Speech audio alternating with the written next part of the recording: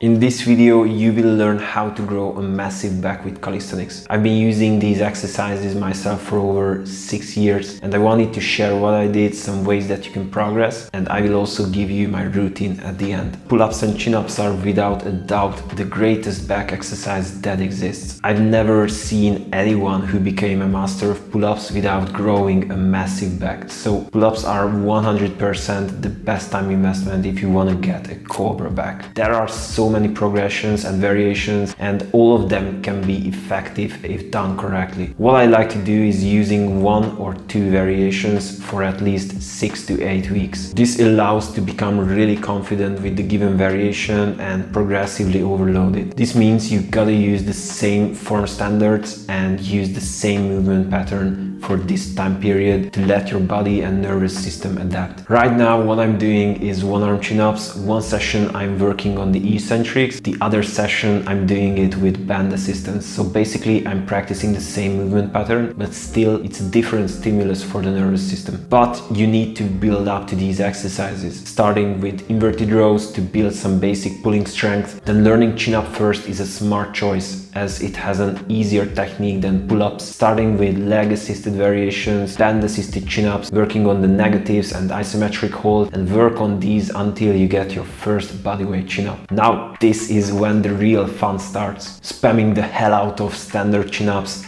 ring chin-ups, and learning pull-ups at the same time. And once you can do at least 8 to 10 chin-ups and pull-ups, it's time to add weight to both exercises. Adding weight is a game changer. It's probably the best way to measurably increase pull-up strength. Learn chest to bar pull-ups, work on super slow pull-ups, explosive pull-ups. Towel pull-ups and rope climbing are also fun ways to increase grip and pulling strength, and start working towards the 1-arm chin-up or pull-up. Then finger assisted, self-assisted, band assisted are some of the best variations, pulley system, negatives, and finally the 1-arm chin-up.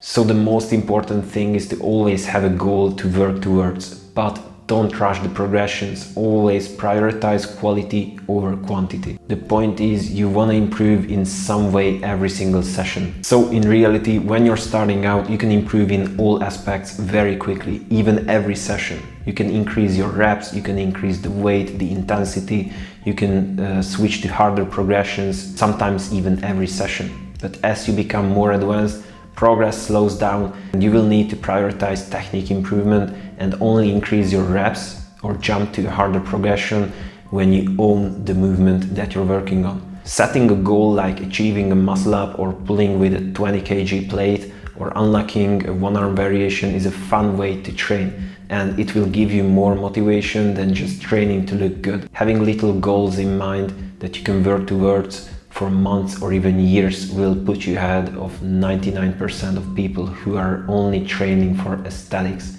because you will stay motivated for longer, and this results in long-term gains. When you work towards a goal, you're forced to progressively overload and increase strength, so results just come as a side effect, trust me. It's super important to also master vertical pulling. I already mentioned that inverted rows are one of the best exercises when working towards your first pull-up, but that doesn't mean you should stop training them when you already learned pull-ups. Horizontal pulling is necessary on any level to target the back from all angles. You can use rings, TRX for inverted rows, or do Australian pull-ups on a low bar. Recently, I've been doing 1-arm inverted rows, which has a great carryover to the 1-arm chin-up, and it's challenging even for pro athletes. But of course, the 1-arm row has to be built up to, starting with 2-arm variations and gradually working towards the ground. The rings or TRX should be set around hip height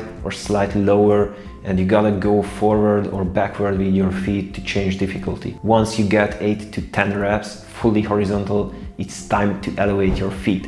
Progressing towards something like 8 clean reps with 10 kgs added is a great goal. From here, you got some great progressions to work towards. Tuck front lever rows and one arm rows, for example. These progressions will definitely keep all of us challenged for life.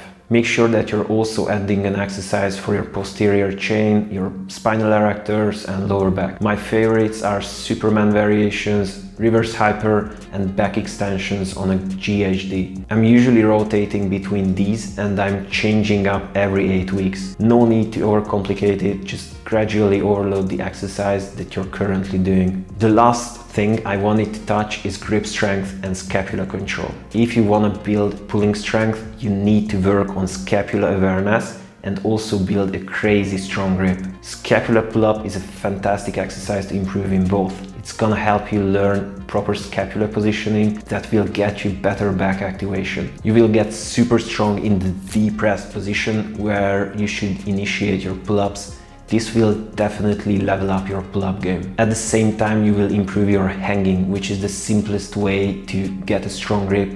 So you hit 2 birds with 1 stone with this exercise. You can add weights over time and work towards the one arm variations. A great variation that is definitely worth mentioning is the arched scapula pull, which will also teach you how to retract and depress your scapula at the same time. And if you want to build pro grip strength, you can top all of this with additional hanging at the end of your workouts. So that's it. Everything you need to grow your back. If you're doing a push-pull leg split, you can just do these exercises in order on your pull day. If you're doing upper-lower split or full body workouts, then you can superset the pull-ups and the rows with 2 pushing exercises and add the lower back exercise, scapula pull-ups and hanging somewhere in the second part of your workout. Just pick a progression for each exercise that genuinely challenges you and set some realistic goals that you can work towards.